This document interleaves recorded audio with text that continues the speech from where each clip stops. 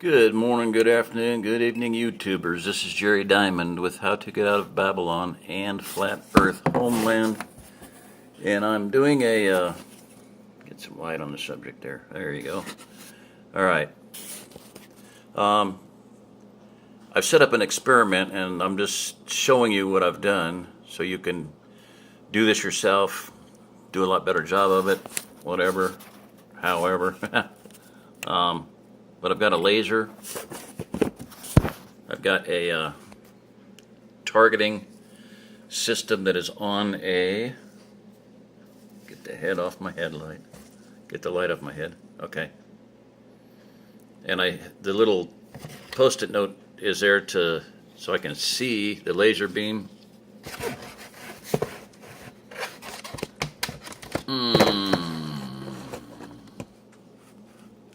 And then if you add some, let's see, let's turn the light off.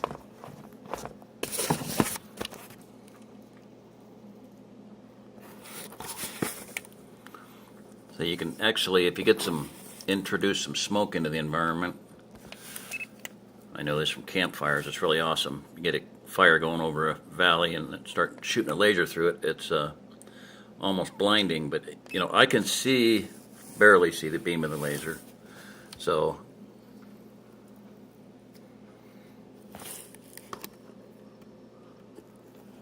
there, a little bit better, see. So if the box was full of smoke, and you could work that out one way or another, a smoldering something, or light a cigarette. I'm using a cigarette, although I'm not smoking anymore, but I have a hole in the box there, but that wasn't working. It's just, I'd have to close the box off and have just a little opening for the camera. Okay, so let me show you the setup I've got. Okay, so I measured 1, 2, 3, 4, 5, 6, 7, 8, 9, 10, 11, 12, 13, 14, 15 inches. Okay, and then on the inside,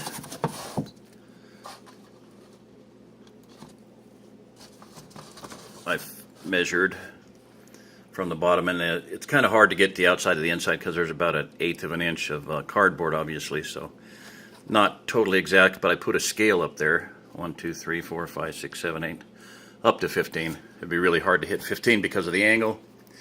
Your holes would have to be cleaner than that, like drilled, and they would have to be made so that when you're aiming through that one, that you're not obstructed. Okay, down there at the bottom, not so hard. The first several would not be very difficult, but when you get up to mid-range, you got a steeper angle, and a steeper angle yet at the top. Okay, but I'm glad I did this because it showed me something that's obvious on the faces of it. Many of these things are obvious on the face of it. My point is, and I made this in another video, and I just got to thinking about this. Well, let's see, introduce some smoke so you can, because it was very hard. At first I started trying to hit the center of that thing. Well, I couldn't see the beam. I could kind of sort of see it sometimes, but not all the time. So I put a targeting system on there, and that's flat now. And then I put it, I'm going to pause it. Okay, now you're dealing with a globe, a curved surface, curvature. Now you have curvature, okay? So I targeted that center spot again, and of course, guess what? Well, if you understand geometry and the definition of a sphere is every point in existence that is equidistant from a center point. So that point there is flat. So when I aimed from one and hit that point, it pretty much hit over here, or 2 inches. I figured 1 would be a joke. And it was actually a little bit more accurate. But anyway, so that point there is flat. Now, so it was pretty accurate. But when you start aiming there, I think you can see the beam. If I were to start aiming there, you know, going this way. I'm going to do this from inside because you can actually maybe see it. Yeah, okay.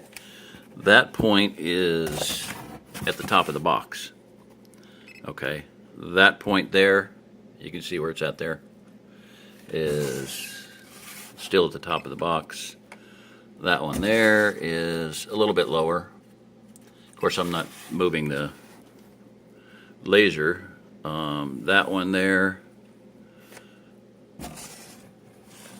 is way up there.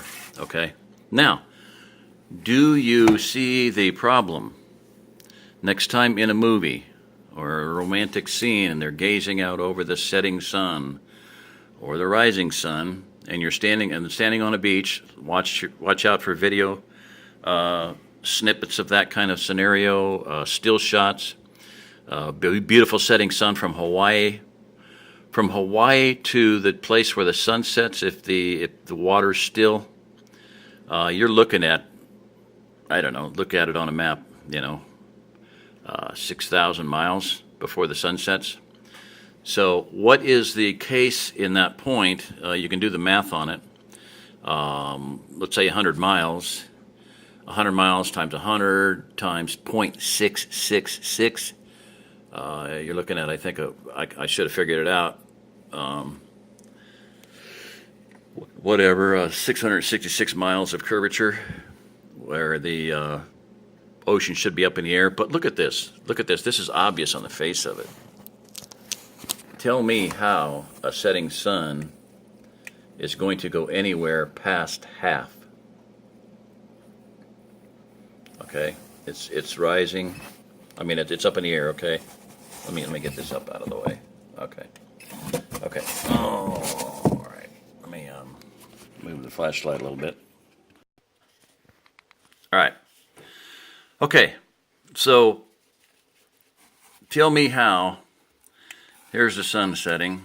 If I can get it in close enough and still hit. Okay. The sun is setting, and it's up there because it's a curved surface. It's not hitting at the angle. The angle of reflection always equals the angle of incidence. The angle of reflection equals the angle of incidence. This is simple math, simple physics.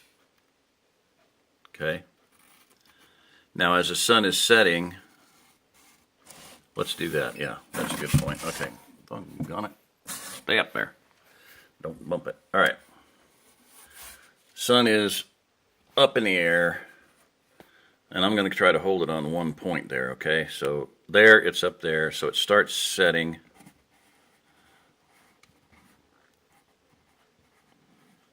And I'm going to try to hold the angle correct. Now it's there. You see what's happening is it's reflecting off into space, up into the air. You would not see that light at your feet, okay? It's going to get lower, yes, but you would not see it reflected touching your toes in the water at the surface of the ocean, at sea level. And as they say on a lot of YouTubes, a lot of videos, they make the point, it's called sea level for a reason, folks. Okay, at that point, I can hit straight across, yes. At that point, and that is the only point at which you can see, and that's if that would only be reflecting off of one single solitary point in space on the Earth, right there. When the sun is perfectly straight across, it would hit that point, and it would reflect across and touch your toes for like one split second. That's it. Okay. Do you see the problem that we have here with the globe Earth? Oh, and I'm tired. Take any situation, any photograph in a magazine, any scenario in a movie, disruptive romantic setting, like I say, and say, oh, wow, that proves that the Earth is flat. Because at any point, unless the sun is really high in the sky, how is it going to hit on that side of the planet, of the globe, of the sphere? Can't happen. every beam would be shooting over. I wish I had the smoke going. Every beam would be shooting over that. It could not touch anywhere from that point on, right, all the way over here. It could not be seen, period. You have zero reflection, because at this point here, the Earth is, given a curvature, globe, sphere, whatever situation, that's the only point at which it could actually shoot across. Okay, one point for, a split second or something, you would have a gleam of light. As it sets, this would be a good reason to have this thing filled with smoke, because from that point right there, as the sun is setting, and I've got this as, let me get the light back in there. Okay, I've got that flat. Okay, shooting the beam across. I cannot touch any point past the halfway point, past the high point, past that peak of the sphere. You cannot, in any sense of reality or any sense of common sense or any way, shape, or form, imagine, pretend, obfuscate, lie, and say that light could touch the far side of that sphere. And like I said, in the case of a setting sun from Hawaii, you're probably talking, look at the map, not that we know that it's accurate, but you're looking at about 6,000 miles. And I want to make a point. This is why, if you will watch, and I have at least 3 playlists on my How to Get Out of Babylon channel that are about high-speed time-lapse video. If a picture is worth 1,000 words, a video is worth 1,000 pictures. If a video is worth 1,000 pictures, then a high-speed video is worth 1,000 videos. And if a time-lapse video is worth 1,000 videos, then a high-speed time-lapse video is worth 1,000 high-speed videos. If that makes sense, and I've got that a little bit mixed up, maybe, but you get the point. When you watch a sunset from a tall, way up in the air, a high altitude, or a place where you have a long distance, and I'm guessing probably 5,000 or 6,000 miles, you see the sun do this. It's setting, it's getting smaller, it's getting smaller and smaller, smaller, smaller, smaller, smaller, smaller, smaller. And then look at a lot of them. I've looked at about 50 of them. Right at the end, you see it go, okay? Because at that point, it's so far away and it's on a curve, you can't quite see it before it gets to that point. But it does like a professional, pitcher curveball. Boom, it just zips. Why? Because it's covering so far, and it's actually on a curve at that point. It only looks like a straight line up until that point, but from that point, you're seeing a curve, okay? Because it is curving around the Earth. Okay, so that's a point right there, and I'm talking like, hello, this point here from this point on, nothing, okay?